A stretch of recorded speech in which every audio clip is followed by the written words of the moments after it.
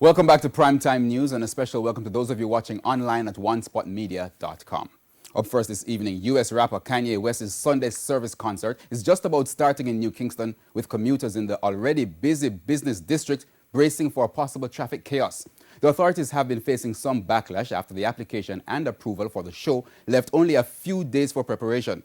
Earlier today, TVJ News took the authorities to task about the rush preparation and just how ready they are for the event. Hours before the 7 p.m. start time,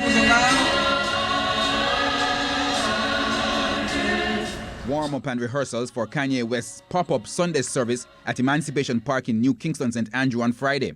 For the authorities, however, it's been a mad rush.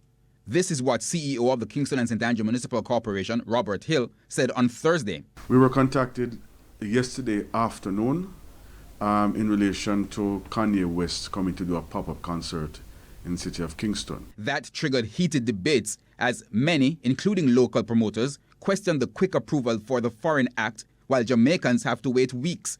We put that question to Mr. Hill. I want to state categorically, both for local and for, well, external parties, foreigners in this case, there is an express service that we offer. Under these circumstances, this is a unique circumstance which has redounded to the credit of the city of Kingston, along with the Ministry of Culture and others. We have worked out a plan to ensure that the license was granted, and that license is granted under very strict conditions. But that was not the only concern. A typical Friday evening in New Kingston brings a traffic nightmare.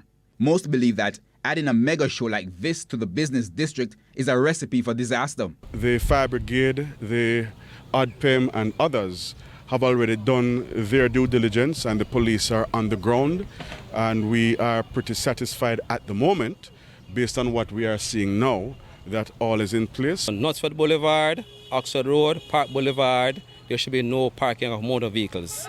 This will facilitate the smooth flow of vehicle and pedestrian traffic. That's the first situation. The other situation is that parking areas for persons coming to the show, there's paid parking at the NHT parking lots. Along the Golf Academy, through entrance to Ligani or through Marriott Court, there's also parking there. Additionally, the Kingston and St. Andrew Municipal Corporation is facilitating parking along their St. Lucia Avenue, New Kingston parking areas. And for persons who want to park and ride at Ronnie Williams Entertainment Center, there's parking there. In addition to new parking rules being implemented, SSP Terence Bent, who is in charge of police operations for the event, says scores of officers have been deployed to the park and its environs. With the police already stretched due to crime hotspots throughout the corporate area, we asked if this could be considered too much for one event. It's better to have more and not need it than have less and then you don't have it to respond.